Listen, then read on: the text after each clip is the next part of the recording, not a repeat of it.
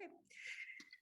Well, let me just welcome everybody. The Rubin Center is virtually hosting this information session tonight with Leon de la Rosa, a good friend and collaborator, where he's going to talk about the expansion of the Transborder Fund for the Ethical Practices of Art.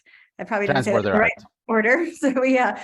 So and going to talk a little bit about the expansion of the fund and this first process of inviting artists here at the border to apply. So we're really happy to have Leon here, really excited about this fund and the possibilities it's going to offer for a number of border artists over the next few years. So Leon, nice to have you, and please take it away. Thank you very much, Carrie. It also feels very fitting that we're having this talk today when Juárez finally catches up with the time-wise with El Paso, or goes back in time to catch up with El Paso, something like that. Well, thank you very much for being here. For those of you who don't know me, which seems like most of you do, but anyway, I'll say it out loud. I'm Leon de la Rosa Carrillo, and before I go any further, I want to let you know that this is being recorded because we do want to post it on the website that I'll show you right now for the fund as an added tool for people that need to know how we work and what we're all about. I already did one of these in Spanish. We should be up on the site shortly, and this will be the one in English, because that's kind of like the nature of the fund, to do everything in both languages, in Spanish and English. In the Spanish presentation, somebody asked me about other languages, and I was like, well, these are all the languages I know, so I just need more people to figure out the other languages, which I would be more than happy to. But anyway, again, I'm Leon de la Rosa Carrillo. I'm a professor at the Universidad Autónoma de Ciudad Juárez, right across the border. I've been in sabbatical for the last year or so, and what happened, one of the things that happened during the sabbatical is that I became the project manager for the Fund for Ethical Practices in Transborder Art. And I'm gonna start, oh, Carrie, I think you need to enable my screen sharing.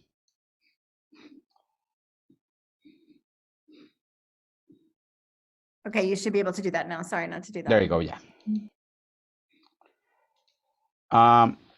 And I'm sure most of you know this, but I'm gonna go a bit quickly through the history of El Fondo Transborder, which is how we call it for short, because the Fund for Ethical Practices in Transborder Art is quite long. So El Fondo Transborder began originally as part of the legacy left behind by Rafael Lozano Hemmer's Border Tuner, which most of you probably remember. I think most of you worked there in some capacity or were in there.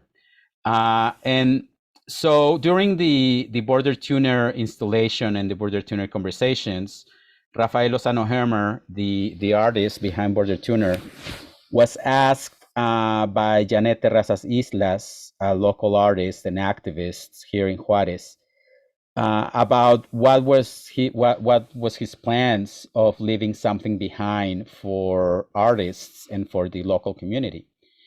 And this began a conversation between the curatorial team and Lozano Hemmer, and in the end, Lozano Hemmer offered to and gifted us $10,000 to disburse whichever way we saw fit. Those $10,000 were used to initiate the fund in 2019, and then in the latter half of 2020. We put out our first call for proposals, and during that call, we disbursed $5,000 among 6 projects. This was still within the COVID pandemic, the worst kind of like period.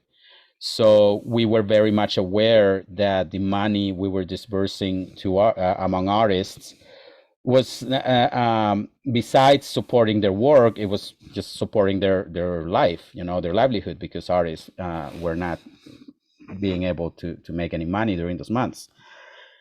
And so when it came time to disburse the other $5,000, and after having a period of conversations with the 6 projects that we had supported, we decided to just double down on those 6 projects and gave them disburse the other $5,000 among them, because we saw how much of a support that money had become to those projects, and how those projects were growing because of this support.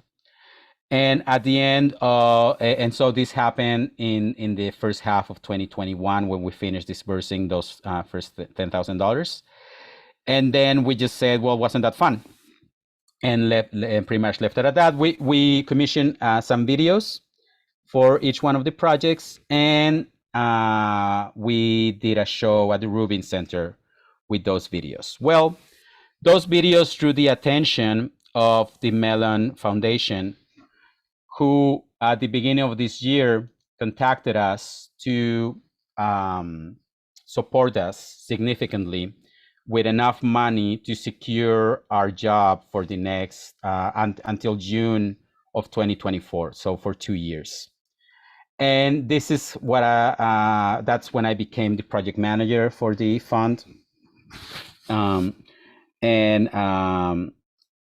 what I've been working on for these first 6 months is establishing the fund's kind of like new identity, establishing the fund's autonomy in Ciudad Juárez, being based in Ciudad Juárez, but with firm roots in El Paso still. We are now working with El Paso del Norte Community Foundation as our fiscal sponsor. And they're the ones that administer all of our money. And what we do is we disburse money to artists. And coming in January of 2023, we will have our first of 3 biannual open calls, where we'll disburse $20,000 in each one of them, in small grants of up to $5,000 to at least 4 projects that kind of share our vision. And we're going to go through that in this presentation. This is our website. This is our new website. We don't have a building or any brick and mortar place to call our own. All we have is a website. So this is an important site, fondotransborder.org.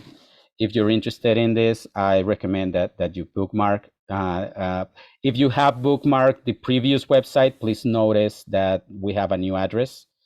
So just re-bookmark it. So in fondotransborder.org, what you'll begin finding is, first of all, this announcement of our next call opening in January 1st of 2023, where we'll disburse $20,000 in small grants of $5,000. And then once you hit in manifesto, it actually takes you to the manifesto, which is kind of like the main line, the sediments of the fund. This is where everything kind of grew out from. The original manifesto was co-authored by Jane Terrazas and myself. And then I reworked that first manifesto for this new version, and with a couple of changes that I want to talk about right now. So if we scroll down, by the way, I don't know if anybody notices our new logo, but that's a torito. I have no idea what you call that in English, but those are those thorny seeds that stick in the bottom of your shoe. And that's how they get around. And toritos are rock, and I really like them. And they feel like a significant experience in El Desierto, where we all live. So now I want to go point by point in the manifesto and make sure that we all know where we're standing in as far as what the fund's objectives and mission statement is. It's a short manifesto, only 6 points. And I'm just going to read it out to you point by point and then talk a little bit more about it. So number one in our manifesto is we understand transborder art to mean work that is bicultural, maybe even multicultural, and responds to the aesthetics and affective experiences on both sides of the border, and that assumes meaningful commitments in either Ciudad Juárez, El Paso, or both. Now, the original manifesto was very emphatic in pointing out that we were looking to support projects that existed on both sides of the border. We are no longer emphasizing the both sides of the border thing. It can be on either side, right? One thing that happened with that original call and that the original version of the fund is that we very quickly understood that asking artists to work on both sides of the border put a significant strain on their possibilities, and it spoke of a great privilege that some of us have to actually being able to cross and exist on both sides. So for this next iteration, we decided to kind of like shift focus there. And although we are still firmly grounded on the border, and we're still looking for work that impacts our transborder community, you no longer are asked to exist on both sides of the border at the same time. Each project can happen on either side of the border, just as long as there's a commitment to that either side, right? Number two in the manifesto. Sorry.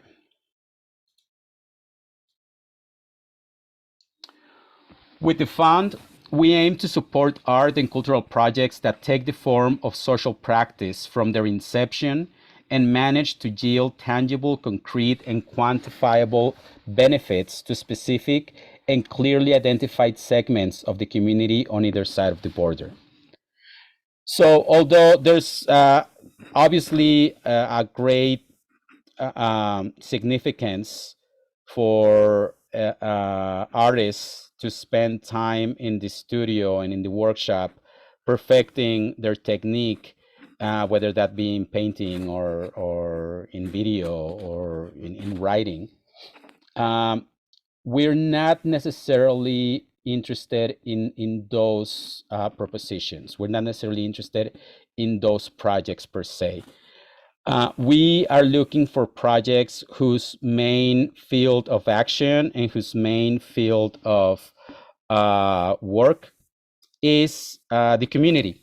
And we're looking for projects and for artwork that are produced through what is now being called social practice, which is still kind of like a bit of an amorphous term. And I'll, at the end of later in the presentation, I'll share with you a couple of definitions for social practice that are beneficial to me in understanding, or have been beneficial to me in understanding what social practice means. And that can be useful for others as well.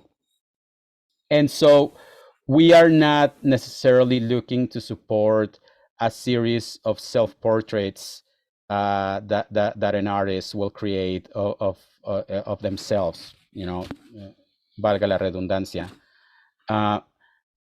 But we are really looking to support projects whose objectives lie beyond the studio, lie beyond the gallery, and beyond the show space, and more within the community. Number three in the manifesto.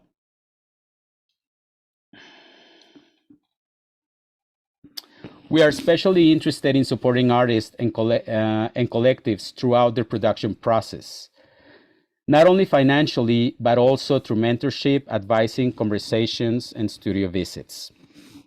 So one of the kind of cornerstones of social practice is that in many cases, the process itself becomes more important than the finished product.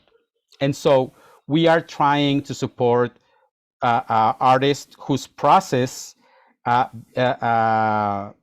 uh, incorporates social practice, and we're not and besides supporting them financially, as we will do, we are looking to support them through conversations and mentorship opportunities and such.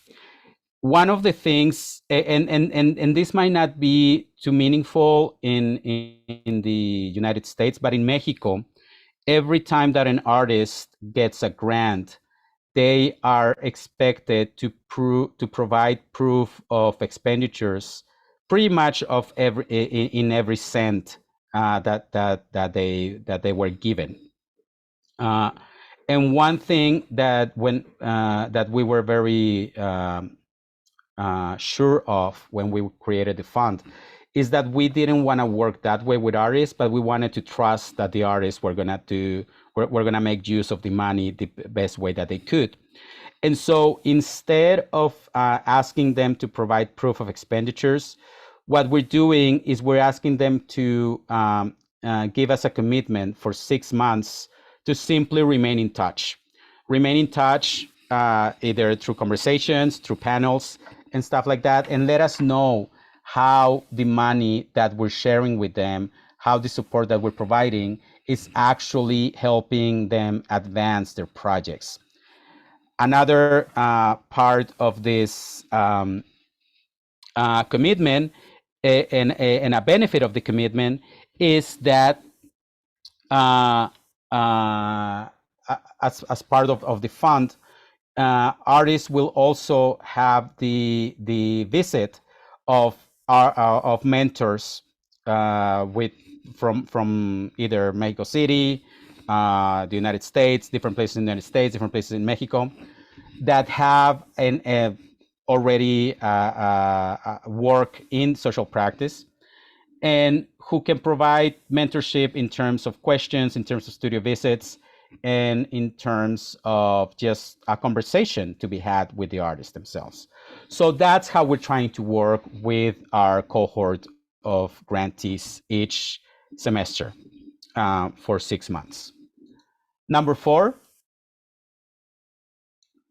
we envision an art practice that is committed to fostering and exploring sustainable relationships with our communities, our territory, and our environment, and is not focused solely on producing polished art objects.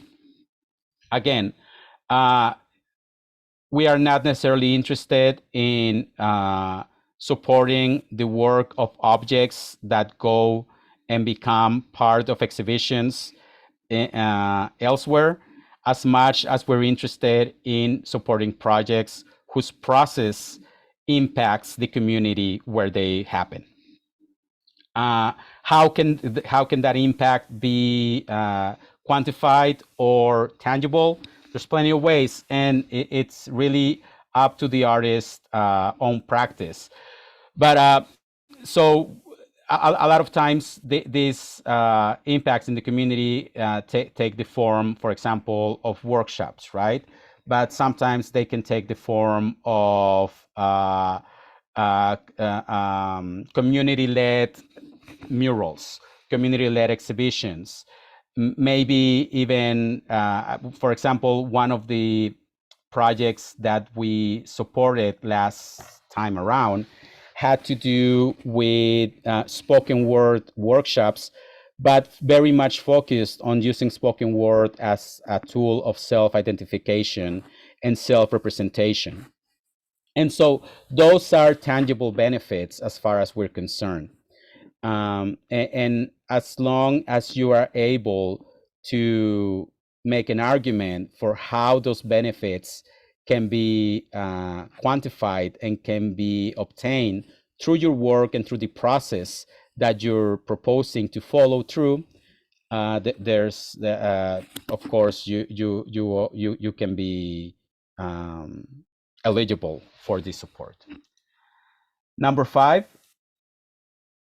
We recognize the border as an unequal, asymmetrical, and unbalanced sociopolitical construct with vast economic and cultural implications that has historically benefited a minor portion of the population occupying only the most privileged spaces and places. Therefore, we will prioritize projects that serve the underserved and are representative of traditionally underrepresented communities in contemporary art, be it due to race, gender, or socioeconomic and geopolitical conditions. Where you're proposing your project to happen matters. And it's gonna matter in terms of, has a lot of work been done there before, has a lot of support from art organizations or from educational organizations been directed towards that area before, or hasn't it? And to be honest with you, we are more interested in projects that occurred in the places that have not received the support before. We are more interested in projects, in supporting projects that happen and that impact communities that have not been served or represented to the fullest extent of their possibilities before. So those issues will be taken into consideration once the projects are chosen. And number 6, we wish to redistribute privileges and want to do it through art. One of the things that me as an art professor always try to instill in my students is that artists tend to take for granted a lot of the privileges that we're given. And one of them being that a lot of what we say is taken seriously just on face value once we identify ourselves as artists. And so one of the privileges that artists can very often redistribute quite easily is to lend their voice and to let other voices be heard, or maybe silence their own voices and make room for other voices to be heard. And in terms of social practice, a lot of times that can be an important tool, is to or an important strategy is to go quiet for a while you let other people speak and while you let other voices be heard. And so we are interested in those kind of projects as well, right? Those projects that allow other voices to be heard, that allow other histories and other stories to be understood and to be explored or even just considered. At this point, are there any questions regarding the manifesto? Are there any ideas that might jump on you as not clear enough or something? Or can I move on to our calendar of activities for the next few months?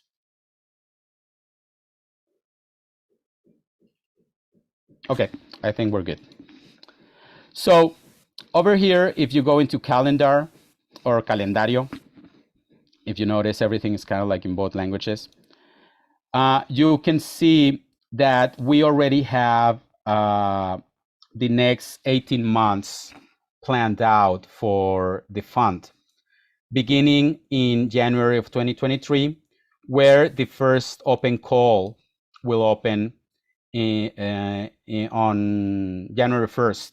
And this call will remain open till the end of January 31st. Then I expect sometime in middle February, we will announce the winners of the first call. And then right around that time, we will have our first gathering, where my vision for this or it has to do with just letting artists know themselves and know each other and know what they're working on. And here's one thing that is important to keep in mind, and why we're kind of limiting ourselves to around 4 projects, maybe 6 at the most, that we'll be supporting. Again, as I said before, since instead of asking them to provide proof of expenditures, what we're asking them is a commitment to remain in touch and to kind of like follow through with them and just remain aware of what they're doing. More than 6 becomes too many for, especially since I'm going to be doing most of the checking in by myself. And so that's why around 4, maybe 6 is a good number to think of how many projects we're going to support in each call, in each semester. Now, an added feature, and this hasn't happened before, is that for each semester, we will have a mentor visit. And here, the visit of the first mentor is scheduled for March, but it looks like it's going to actually happen in April.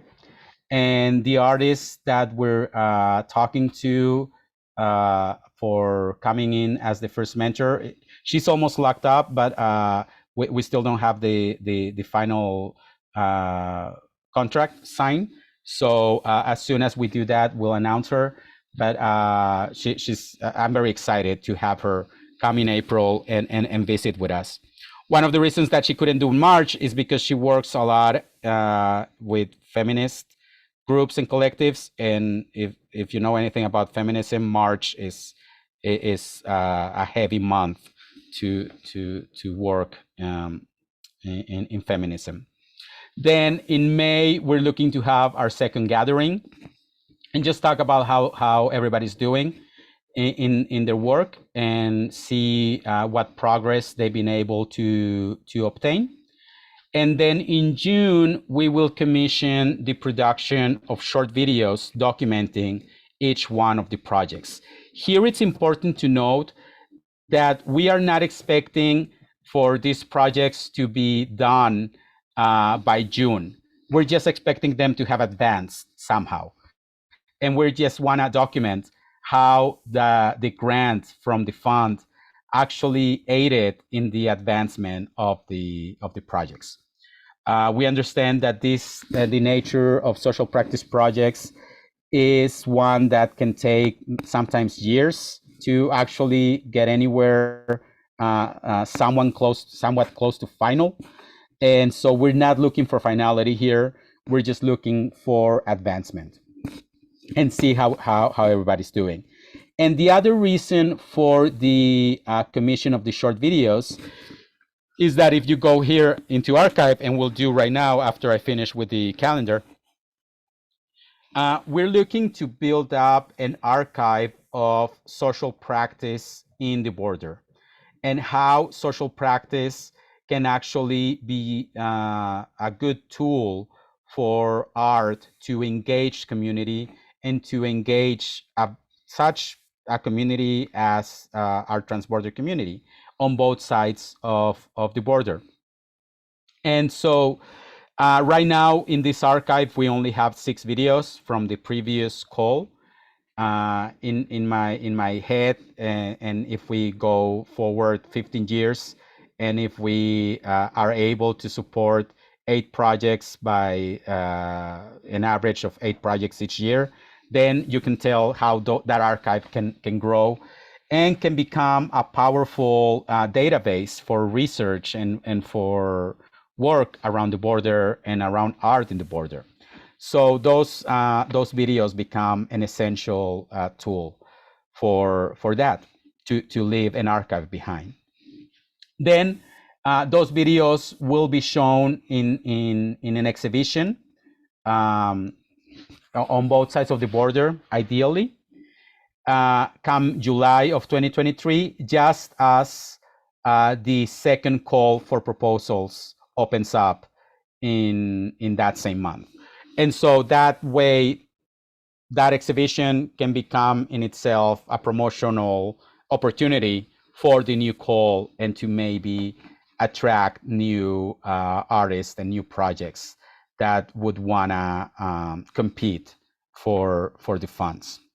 And then this same pattern repeats itself throughout the rest of 2023, and then throughout the first half of 2024, which is what we have funded so far up until July of, in July, the exhibition would occur from that call in January of 2024.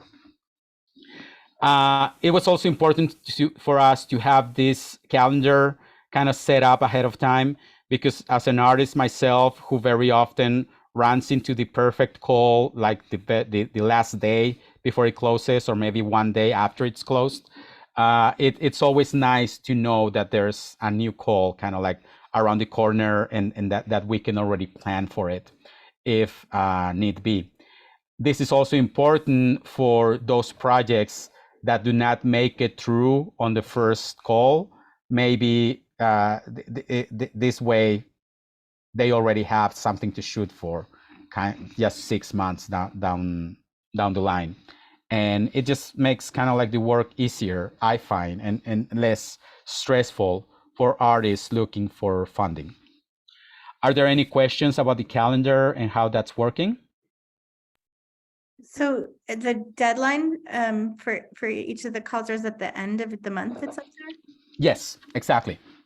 Is it a hard deadline? Like you have to get it in by midnight on the 31st? Or?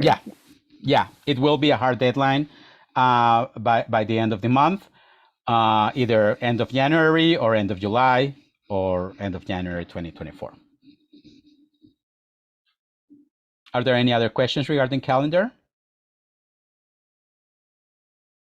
Okay. What if people can't make the gatherings?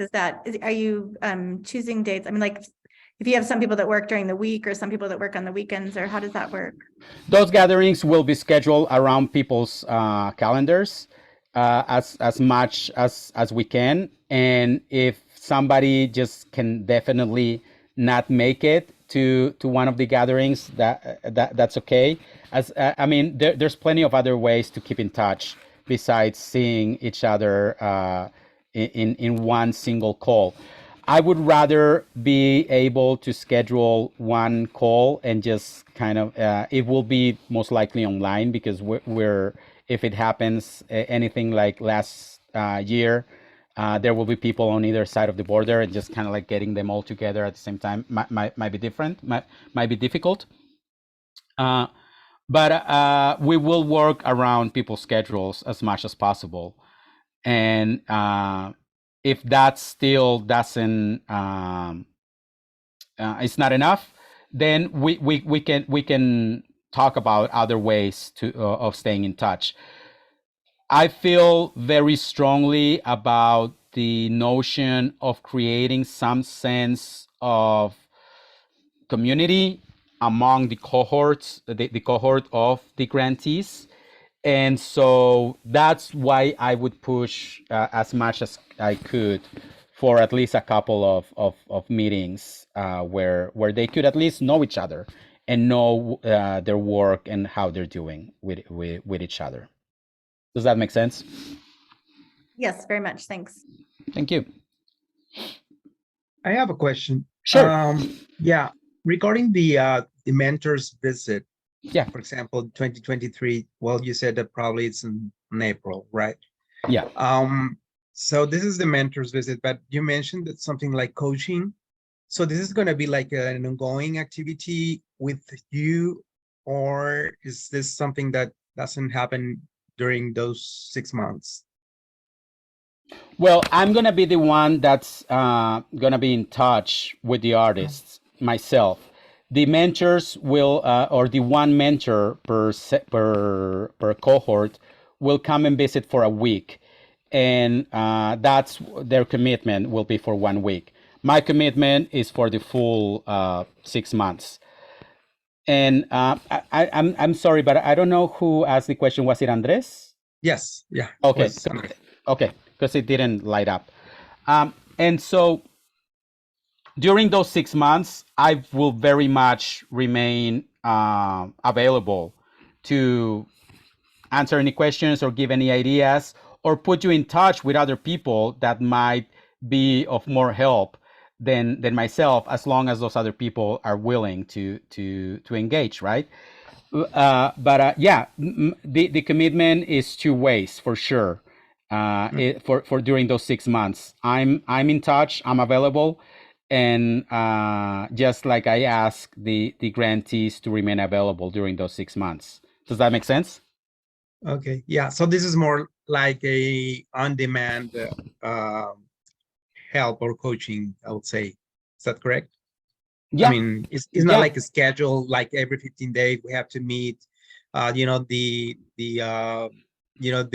winner and in order to just follow up, with all the activities or whatever. It's not like that, something like No, that. other than those couple of gatherings that we have Mhm. scheduled, once for February and once for May, Right. other than those, there's nothing really hardline schedule as far as Okay. having meetings goes. Okay. But the possibility is there, absolutely. Okay. Okay. Thank you. Yeah, you're welcome. Any other questions regarding the calendar?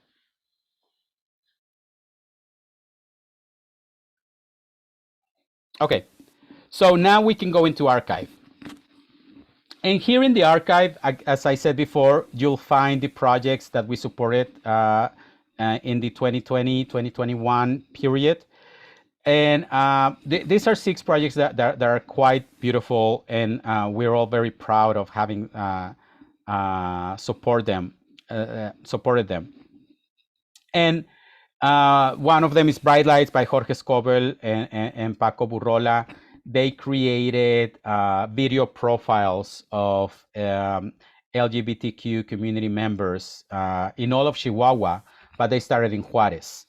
And Jorge Scobel and Paco Burrola are a great example of how artists do not necessarily need to be residing in the Juarez El Paso area, just as long as their project impacts the Juarez El Paso area somehow. And their project initiated in Ciudad Juarez with creating these video profiles.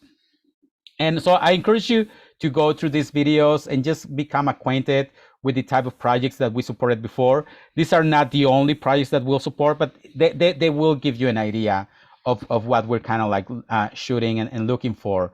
Escatas is a fiction short, something to do with documentary as well, about young women learning to skateboard, but also at the same time learning to make their own movie together with Alejandra Aragon. And so it was a very collaborative effort between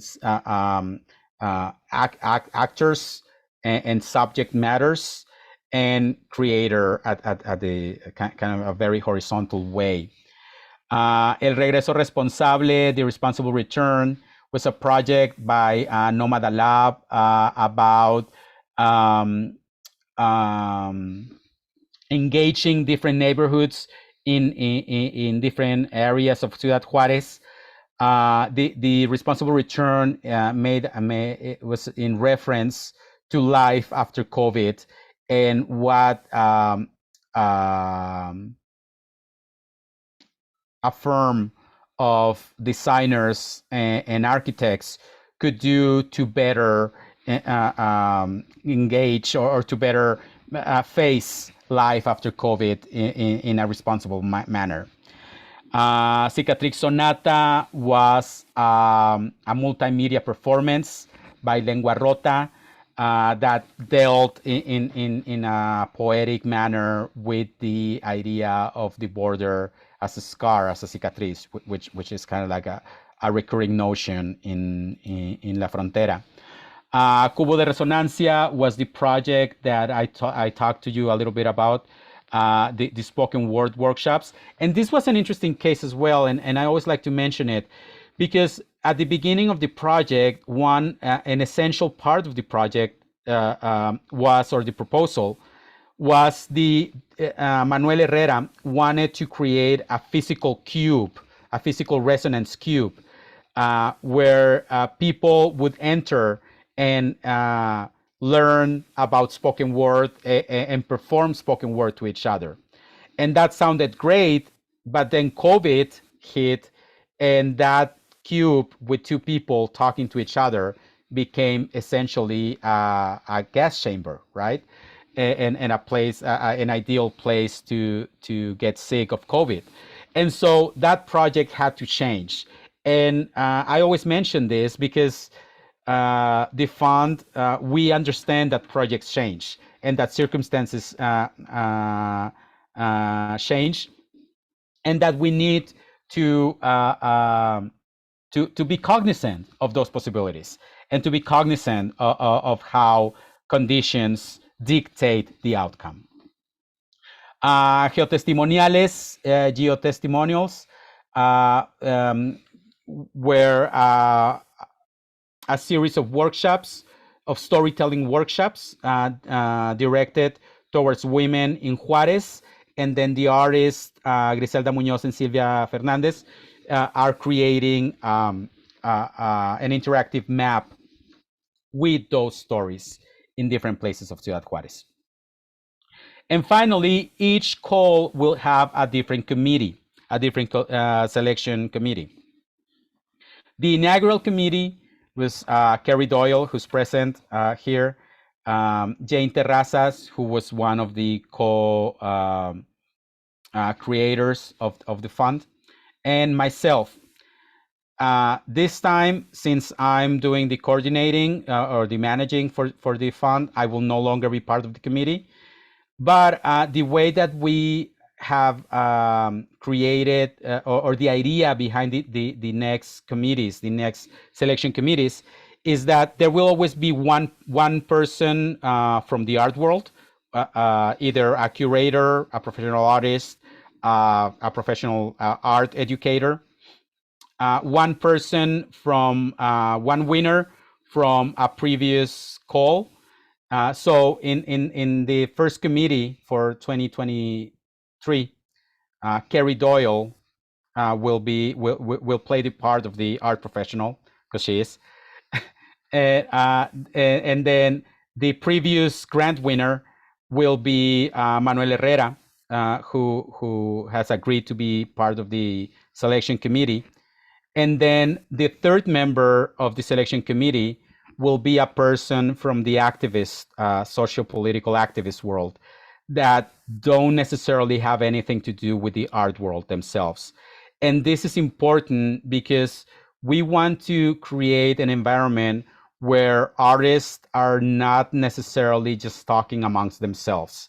And we want to create an environment where other notions and other necessities and ideas of what a necessity is and what an impact is can exist. And so what better way than to bring people from outside of the art world that are fully engaged in the activism world. And so that's how we'll be creating the committees for each one of the calls going forward. You'll also have, as soon as we have finalized the deal with the mentor, you'll find a little blurb about her bio here. And then here's just a few of the events that so far, it's just the one panel discussion that we had in 2021. And then you can also donate to the fund if you so choose. All of the money goes straight to the Paso del Norte Community Foundation. And so there's that as well. And you can also contact us and if you have any questions or something is not clear. You can still see my browser, right? Yes. Yeah. Yeah, okay. It's just that Zoom creates that horrible task toolbar at the top and doesn't let you have access to these things. Okay. Are there any questions regarding these other points that regarding the archive? So every video that we commission will begin to populate the archive as well, along with these videos that are already here. Because remember, during the calendar, I talked about those videos. So Leon, one question. Yeah, those videos that are uploaded there. So those are the actual videos that the artist presented at the end of the project? They didn't present themselves. We commissioned a video production company, a Yeah, local okay. production company, to document and to go in and talk with the artists and document what they've been able to accomplish with the support of the fund. We don't ask them to do anything more. We don't ask the artists to do anything more than what they committed to do. And Okay. asking them to create a whole new video would be probably something that not everybody will be willing to do or able to do, you know? Right. So Right. yeah, we commission those videos, and the artists, all they have to do is just become available for the videos to be produced around their schedule. Okay. Okay. Does that make sense? Yeah. Yeah. Definitely. Thank you. Now, one of the videos here was actually produced by the artist Alejandra Aragon, and that's because that's one of the disciplines and one of the media that she works with, right? Video, and so it was easier for her, and it just became clear that she could do it and she wanted to do it. But all of the other videos are produced by Límite Norte, is the name of that production company. Yeah. Thanks. Okay. So now you're probably wondering, how can I apply, or how will I be able to apply for the fund? Well, we don't ask you for a full dossier of your project to upload or anything like that. What we ask of you is to answer a few questions.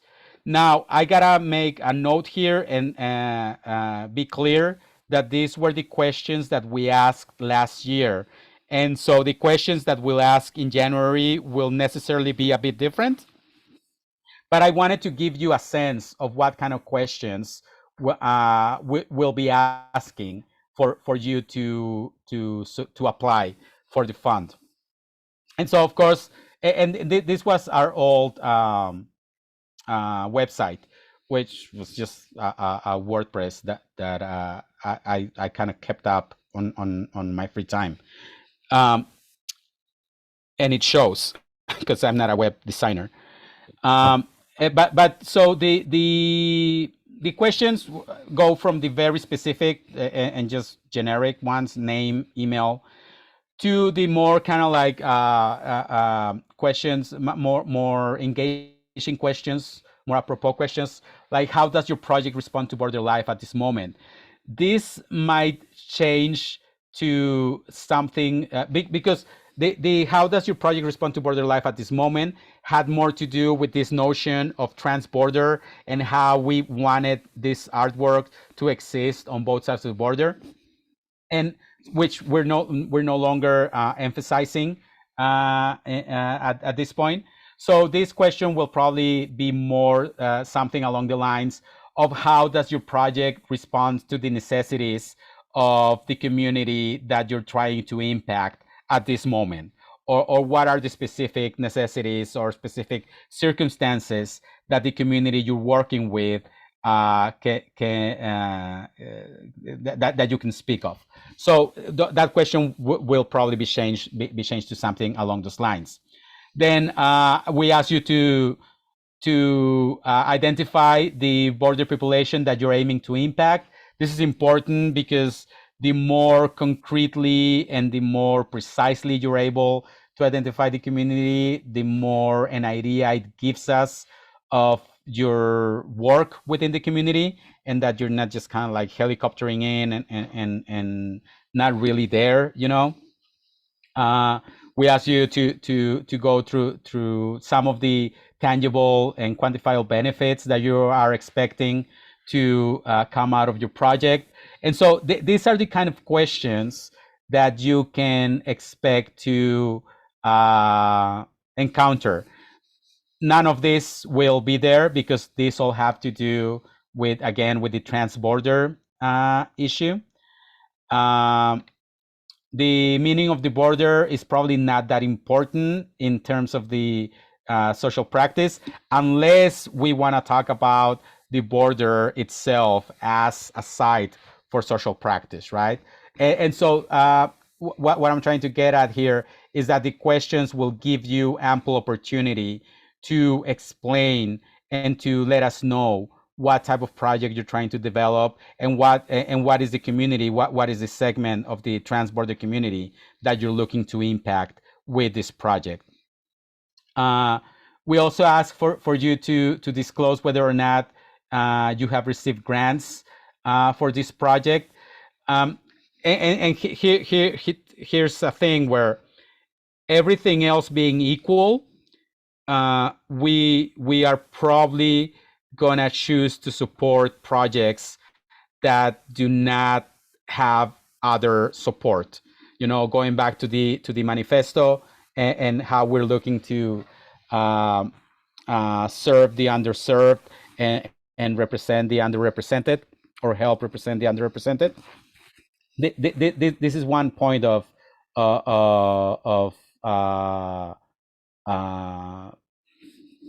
an input that we can talk about how how our fund can actually impact those projects, right? We ask you to detail a budget. This will definitely be part of the new questionnaire as well. Not between $250 and $1,000 anymore, but now between $2,000 and $5,000. I think it's gonna be the 2,000 is gonna be the least that you'll be receiving. And also, we do want to know what type of work you've done before that can kind of let us know that, you know, you've been working on this before, and or how you arrived at this type of social practice from wherever you're standing, right? Or what type of work have you done before that has brought you closer to the community that has introduced you to the community that you're trying to impact at the moment. And so that's the application process. It's basically just answering a questionnaire where you get to tell us as much as you can about the project you're trying to gain support for. Are there any questions about this application process? So the application will go live on January 1st, is that right? Exactly. Just Where would we find it? Transborder.org. Instead of this initial announcement that we have now on here, you'll have an announcement that says our open call, our call is open right now. Please apply here, you know, and you'll be able to apply either in English or in Spanish. So you won't be, you will not miss it. Great. Oh, I just noticed that there's a few. Yeah, I have a question. Yeah. Who is it? Suhan? Yeah. Suhan, yeah. Yeah. I think I know the answer to this, but do you guys require a fiscal sponsor at all? No. Okay. We just require an artist to or a person to receive the money, and that's it.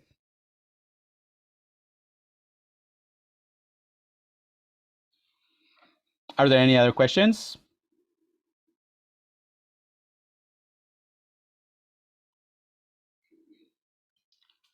I do have one. It's me, Edgar. Hi, Edgar. Yeah. Just to know, is there like a requirement of where people like live on the border? Is it like just for people that are like in El Paso and Juarez, or is it open for people that do work about the border, or how does that work? It doesn't matter where you live. All it matters is that your project impacts the Juarez El Paso population, or a segment of the Juarez El Paso community. Does that make sense, Edgar? Okay, yeah. So it could be like someone from outside that just wants to come and do a project here, pretty much, right? Yeah. Okay, cool. Now, but the questionnaire is kind of constructed in a way that, I mean, we'll kind of like know if you're just kind of like getting this information from the media, for example, you know, or if you actually have like some knowledge of the community that you're working with. And yeah, but other than that, you can be anywhere and still be eligible for the fund. Yeah. Cool. And then for like people that would need to travel, all those expenses would come out of like the total amount of money that you're giving them, or is there going to be like an extra? Is that going to be taken into consideration to the amount of money that's given them? Well, as we can only give $5,000 maximum. That's it. And in the budget detail, if they detail or they name travel expenses as part of the budget, then it becomes the budget, right? But at the end of the day, the recipient chooses how to use the money. Okay. And we don't really ask questions about that. We just want to know how the money is impacting the project. Does that make sense? Yeah, got it. So if they need to travel, they can travel. If they need to pay rent, they can pay rent. If they need to get groceries, they can get groceries. We're perfectly okay with that, as long as the project itself advances, you know? Okay, cool, got it. That might have answered the question that Laura put in the chat, which Oh. is, are the funds unrestricted, or are they meant to cover artist commissions and materials only? So I don't know if there's anything else you'd like to know about that, Laura. They're completely unrestricted. Can you hear me? Yeah. Okay, yeah. I have another question. For example, I have partial funding or some funding for some of the projects that I have up for next year. Like, would I be completely disqualified? No, you're not disqualified. I mean, we would just appreciate you letting us know that you do have this other support, and that goes back to the idea that I mentioned before, right? That all things being equal, we might choose the project that has no other support to support. Does that make sense? But if even if you do have extra support and your project just blows every other project out of the water, then you will get the support, no problem. Does that make sense? Oh, yes, thank you. There's another in the chat. I think you might have covered that one. That was, oh no, sorry, there's Yeah. another. Sorry. Yeah, no, but yeah, Christine, the funds can cover any need that the artists identify. Yeah, that's what I was thinking. Yeah. Mhm. So if some participants participate with in some ways, it can be, well, it can be important to remunerate them. Of course.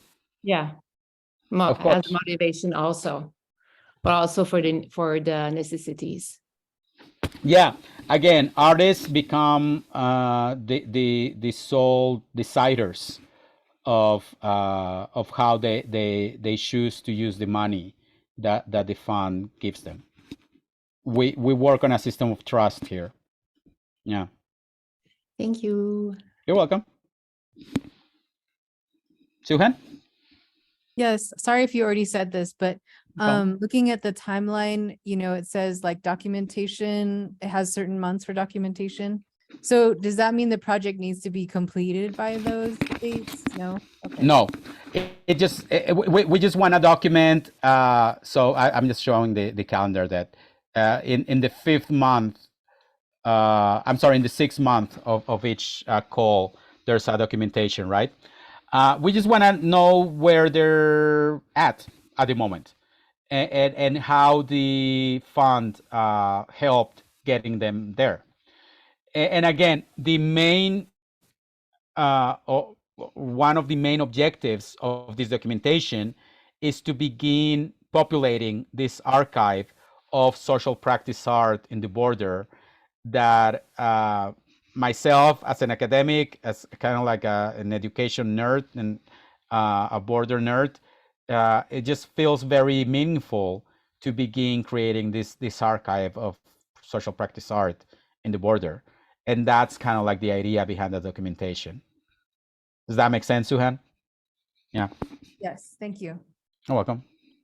Andres? Yeah. You previously mentioned that it was another like talk in Spanish that probably they may have asked, some other questions different than the ones that we asked here. When is it going to be available, so we can watch? Yeah, as my web designer has had some issues in the last couple of weeks, but as soon as she's able to upload it, it will be up there in the archive in the eventos page. It will be there. Before everybody leaves today, I would love if you can just write down your email in the chat window, so that I can add you to the mailing list and let you know whenever those things happen. Does that sound good? Excellent. Thank you. Yeah. You're welcome. Oh, hello. For some reason, I can't find the chat window anymore. Can anyone help me find it? Usually there's a list of like kind of options at the bottom of your screen. Can you see it there? It should be right in the middle of those options. You'll see the microphone to mute yourself, the video, there's the security thing, and then participants in chat. You seeing it?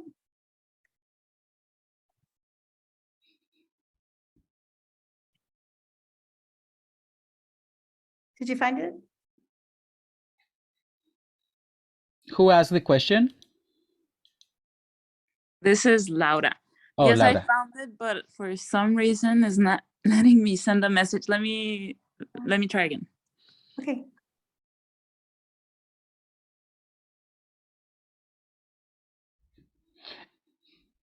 At the left of share screen, usually. Oh, there you go. She found it. Yeah. Great.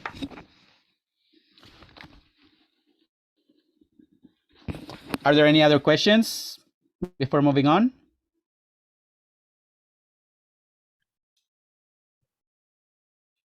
Oh, it's Laura Turon.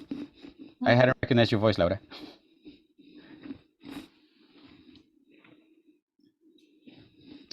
Okay, so we can move on, right? Yeah. So just before finishing up, I want to share with you a couple of notions of social practice, just very short, and one that works for me. The one that I created, kind of like from different sources. This one comes from what social practice means, right? And how we can think about social practice. This one comes from Lorena Wolfer. She's a Mexican artist. La práctica social es facilitar y acompañar procesos. Social practice means to facilitate and foster processes. So again, going back to the idea of processes over finished products, right? And this goes back to the idea of why we're more interested in documenting the project in whichever point in time and however advanced it may be at that point, whenever that 6 month comes around. Another useful definition of social practice, or one that I like, comes from another Mexican artist. Her name is Serrucha. La práctica social es crear espacios para la enunciación de muchas voces. Social practice means to create a space where many voices can be spoken. And again, going back to the idea of the artists themselves are no longer the dominant voice in this line of work. And then I'll share with you one definition of social practice that I've been kind of like constructing throughout my own experience. and throughout my own work. This is it. Beyond producing polished artworks, social practice focuses on collaborating with communities through art. It attempts to transform and work with social relations, using art as an instrument of horizontal participation. Artists are no longer understood as solitary authors, but rather as members of a community willing to employ some of the many languages of contemporary art for the common good and the benefit of the whole. And if you're familiar with contemporary art, you know that pretty much any language can become part of contemporary art, right? And any social, any cultural expression can become a language for contemporary art, from drawing to gardening to walking to telling jokes. I don't know. So these are the types of definitions that I'll be sharing with the committee members about social practice. And of course, I'm sure that they'll have their own just when they're ready to go through the applications and the proposals and choose the ones that receive the funding. Are there any questions about what we mean when we say social practice?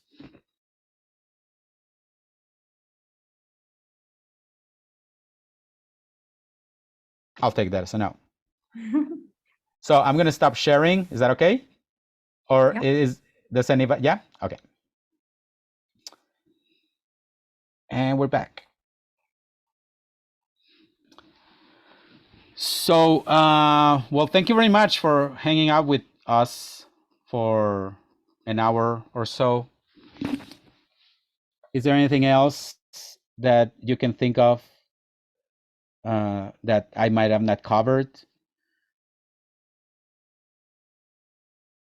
The best way to be in touch with you is through that contact form on the website. Yeah, that goes straight into the Fondo email account, which, yeah. And we're looking, I'm looking for a community manager to deal with social media. We haven't been able to secure that yet, but as soon as we do, the website will have those social media links, and that will be active. But in the meantime, that contact page in the website is the best way. Yeah. Super. Thank you.